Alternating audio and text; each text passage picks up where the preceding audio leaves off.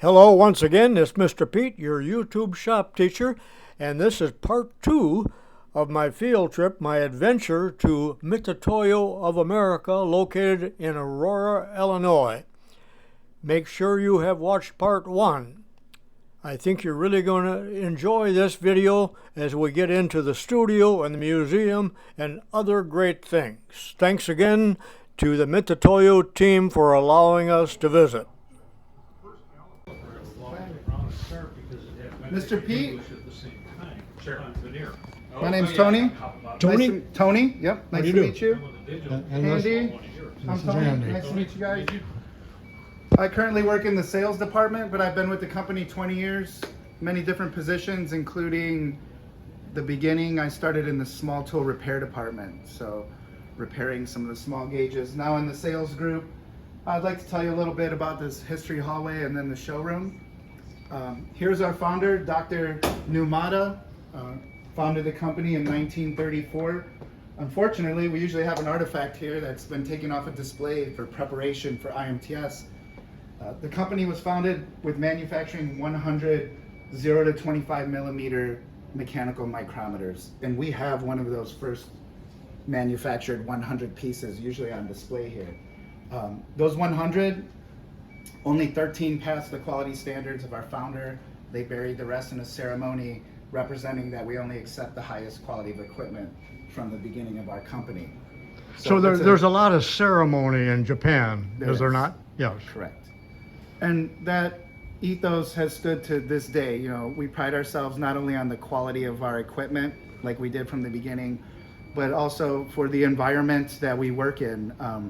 MITUTOYO, our founding principles are good environment, good people, good technique. This is all, you know, the day-to-day operation of putting that effort into our product and our services, with quality always being at the forefront. So we're 90 years this year, our company. 90? Getting towards 100 in 2034. Very interesting, Dr. Numata founded the company not only to make money, but at that time in Japan, he wanted to make something important to the culture readily available at a price that's affordable, you know, to better society. So he wasn't just after selling measurement equipment, it was to provide a product that could help the culture, you know, develop manufacturing in general, right? So that product helped launch some of their industrial revolution and ability to do manufacturing. Similar to, sorry, I'm gonna point right behind you. You know, there's some similarities, and we kind of point out. Are you familiar with Carl Johansson, the inventor of Absolutely. the gauge block? He was a Swede. He's Swede like me. I figure you would know who that is. Why do we use 68 degrees Fahrenheit, 20 degrees C as our standard temperature? This is just my fun fact. Do you know why we use that 20 degrees C as our standard for temperature? The story goes is Johansson, that was the temperature in his basement where he did his work. So to make his life easier, he used that as the standard. That's actually pretty cold for manufacturing, right? Like, A little bit, it costs yeah. a lot of money to cool quality labs to 68 degrees, Cal labs, and control it well. So that's an interesting fact. As the story goes, he picked that temperature because it worked in his favor. But as I was mentioning, Henry Ford, similar, was one of the founding people in American manufacturing, and all these stories kind of tie together. He brought Johansson over from Europe to develop one of the first real quality programs in mass producing manufacturing for the Model T. So a lot of those values and quality and systems that were beginning to be built are what we use today in our American quality systems. They were founded with those guys. Similar in Japan, Dr. Numata was integral in helping their manufacturing build a quality system. And as we all know, Japanese manufacturer standard in here, that was made by the British Empire. That represented their traceability of what a yard length was at the time. And that was shipped around the world to all the territories, and they would take their wooden yard standards and compare it to that and either throw it away because it's too short or chop some off because it's too long. But here you have one of the first forms of global measurement traceability. they were tracing all their unit of 1 yard of length back to a global standard that was quantifiable. So that's pretty amazing. This was manufactured in 1715, so it's over 300 years old.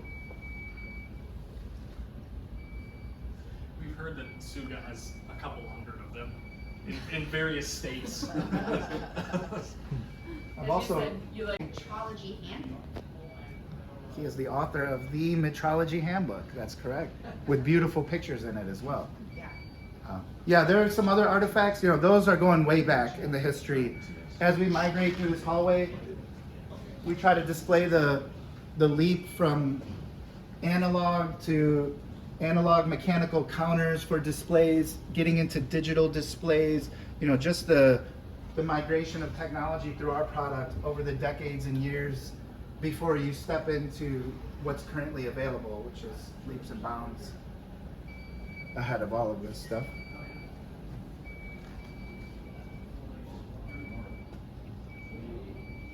We don't know this for sure, but we suspect that some of these are more of a ceremonial device, like perhaps somebody was retiring and they were given this as a gift, and that's why it has all the intricate scroll work on it. We don't know that for sure. Okay, we are entering the digital studio here at the MITUTOYO headquarters. I think you will find it amazing, the technology that they have, the cameras and the equipment and so on. If only I had this type of studio in my home, imagine how great my videos would become. So enjoy this, and there are a lot more still pictures of it at the end of the video. Okay, we are entering the studio here at MITUTOYO. A little better than what I have at home, I would say. I love that green screen. Look at the lighting.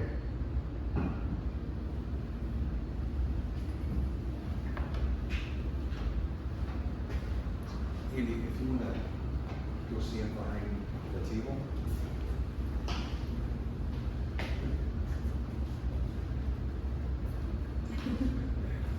That's a good shot there. Okay, Andy, we want a demonstration. This is something. And so you can see too, we have a teleprompter on our main camera. And there's the teleprompter. So this is what Biden uses, or all the newscasters. Mm-hmm. Something similar. And then we have an overhead camera. So when we're doing demonstrations and we have the product, we're able to, we can turn this other monitor around and the person doing the demo can see. Be careful with your iPad.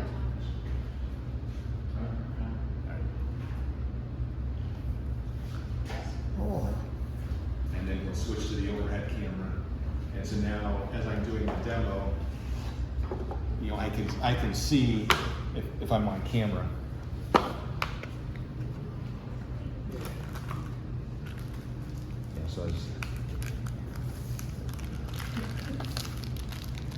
is our new quantum mic that hasn't come out yet, that will be out soon. So as we're doing a demo, you know, we can see. So it's nice. boy, could I use something like this. There's the camera up there. And then we have our switcher. So in real time, so Jason can switch, you know, from the overhead camera to the main camera, and then we have 2 secondary cameras as well. So we have 4 cameras in here. So one of these cameras could be, you know, close up from the side as well. Or sometimes we'll do interviews, and so we can have 2 people off to the side, and then we can have the other 2 cameras doing a close up of the 2 people talking. Yeah, And we can also connect, if you know, we're looking at the capital equipment. So some of our products have computer screens. with the software, and we can connect their laptop or their desktop computer, and we can run a feed in, and then we can do a full screen of the software, or we could do a split screen. So you could see somebody taking measurements, and then you can see the software, you know, how it's being entered in to the software. Very, very impressive. I've never been in a studio.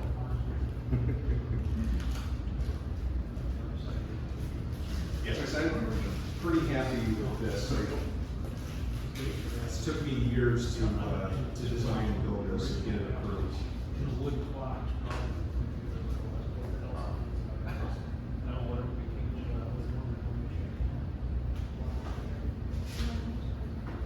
And then this machine,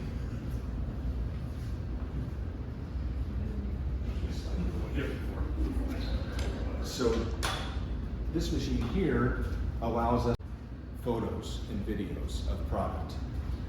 So we can load the product from the side, and then we have this camera, and you can see the live shot of the camera, or what the camera seeing.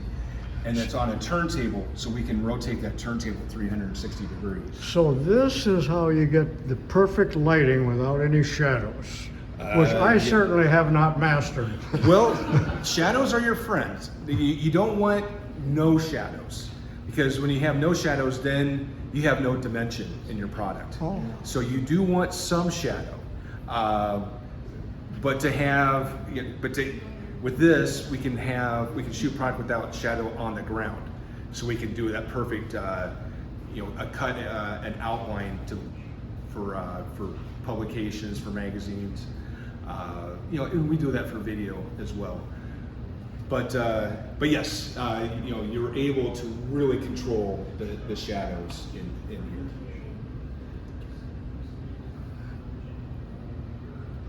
Wall here is black. So over here, this is all black. But on this door, I put white paper, because when you're shooting metal, what you're shooting it, and basically you're playing pool. So the light is hitting it, and there's a reflection. And so whatever's being reflected off that metal is what you're going to see. So with this being black, it was reflecting black, and so when I was trying to shoot like a metal ruler, everything was just all black. Mm-hmm. So I put the white paper here, so when it's reflecting back, it's now it looks like metal instead of a black mirror.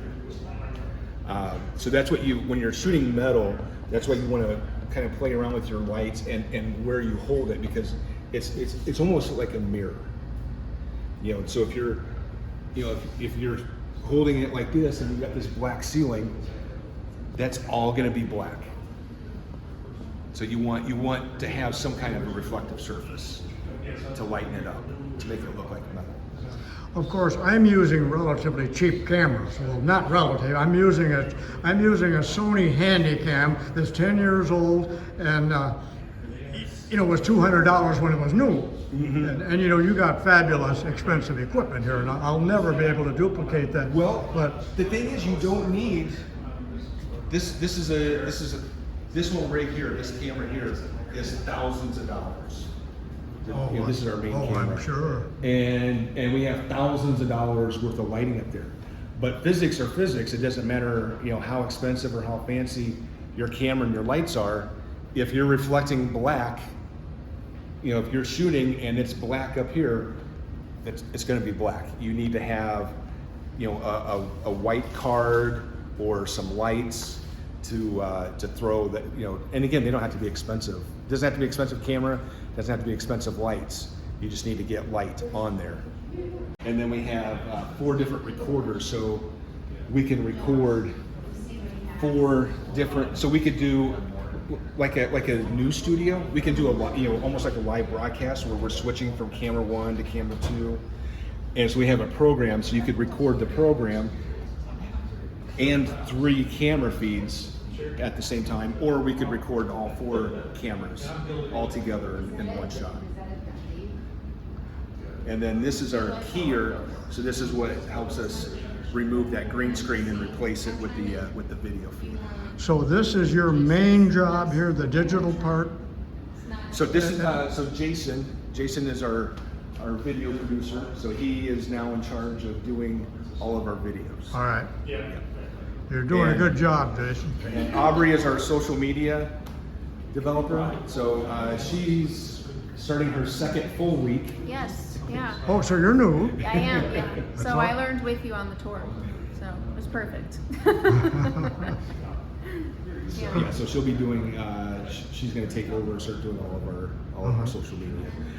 She'll be at IMTS. The history hallway that you went through. There will be a smaller version of that at IMTS.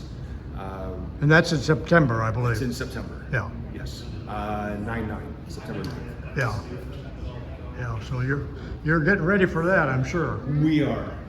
Yes. That's probably your big show of the year, would you say? It's our biggest show, and it's every other year, so it's Yeah. every even. Yeah, year. every other year, yeah. It's been a few years since I've been to that. But it's by far our largest show. Yeah.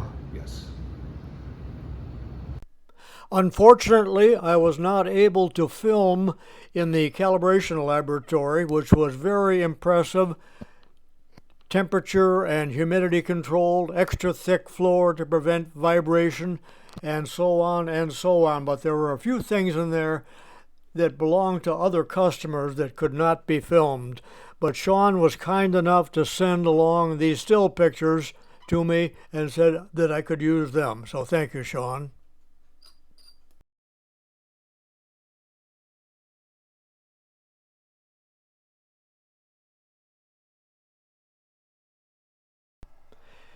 And this is a short video clip of their repair department for their smaller tools.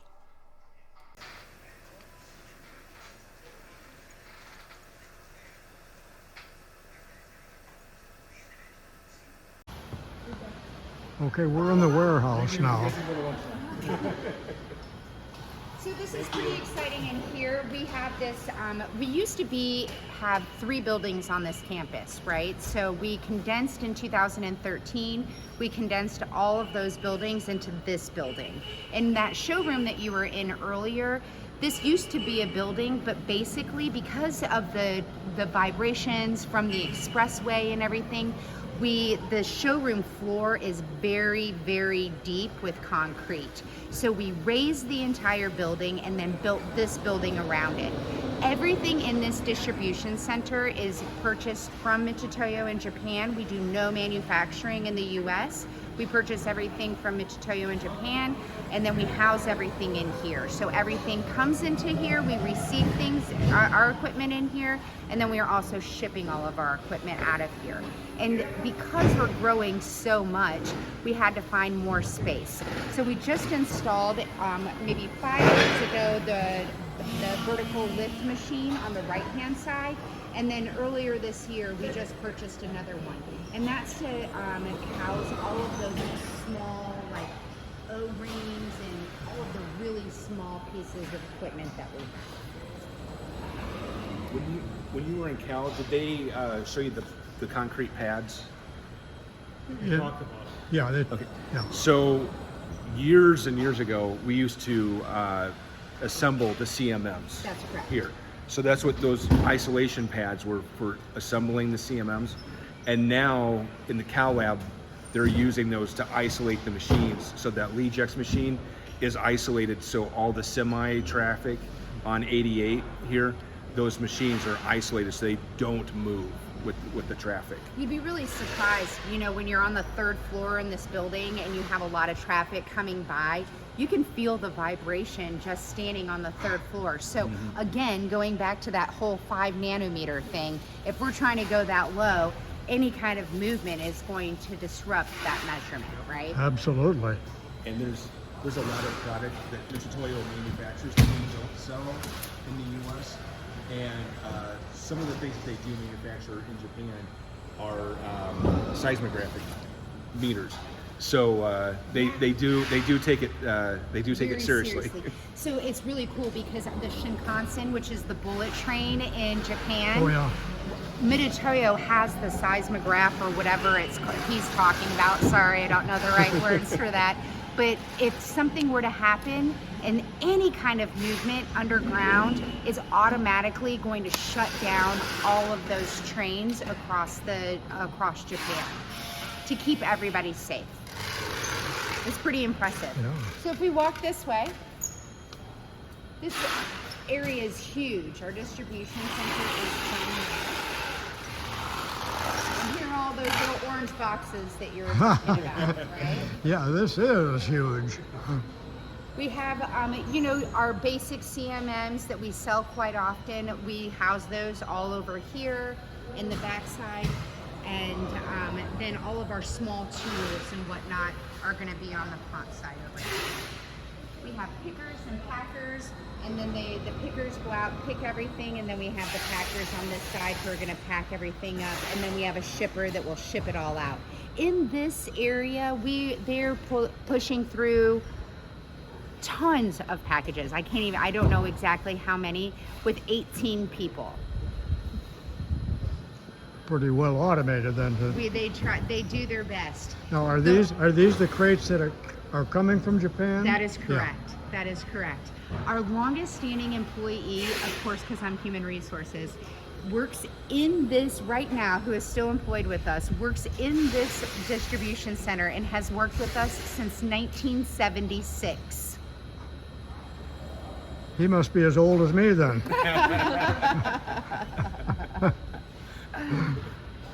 I know that in Japan, age is revered more than it is in this country.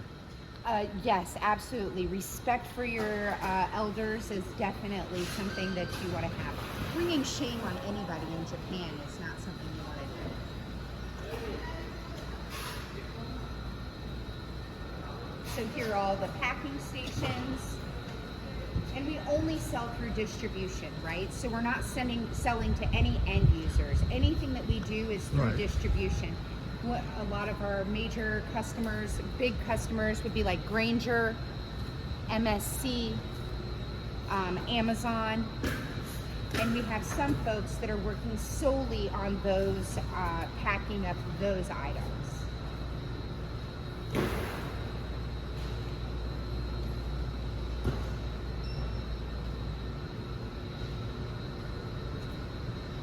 I would have thought you would have had Toyota lifts for some reason. Yeah, we're probably trying to get a good deal.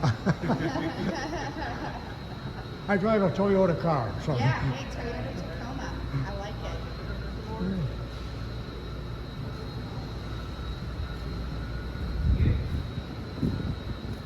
it. So this area is well locked down. You can't get into our distribution center unless you can tag in and you have a special badge.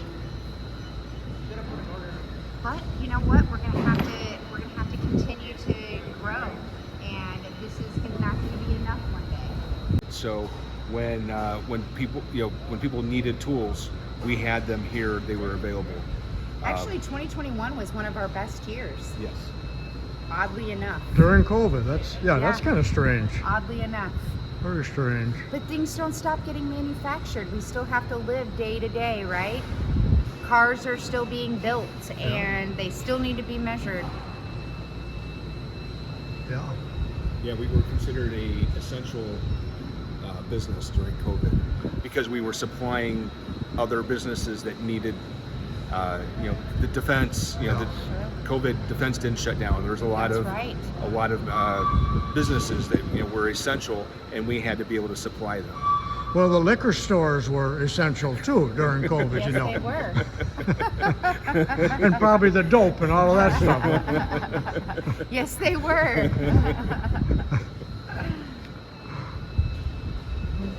Okay, we're about at the end of the tour here, and I'm standing here with Nicole, Director of HR, right? That's correct. And this is SHAUN here, who gave me the original invitation. I'd like to thank them so much for spending all this time with me and Andy over there, and we just had a wonderful tour of this facility, and I'm blown away by everything I saw, and I hope that you people out there tell your friends about this video and pass it around and share it, because this is a once-in-a-lifetime experience for me, and I hope for you, the viewers. So thank you again, MITUTOYO, and these fine people here that have spent 90 minutes or more with us already. So long for now. This is Mr. Pete.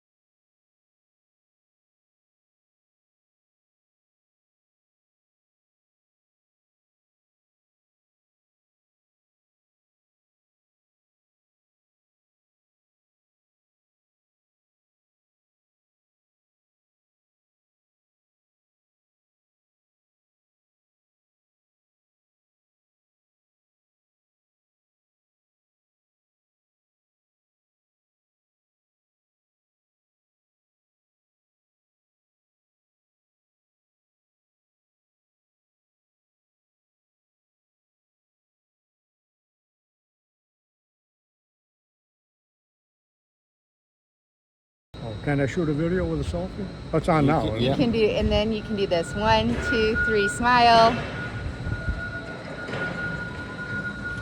Oh, we're on a video. And then I just took some pictures of that video. So that button right there, Oh, when you hit that, that gives us a picture during a yeah. video. All right. All right.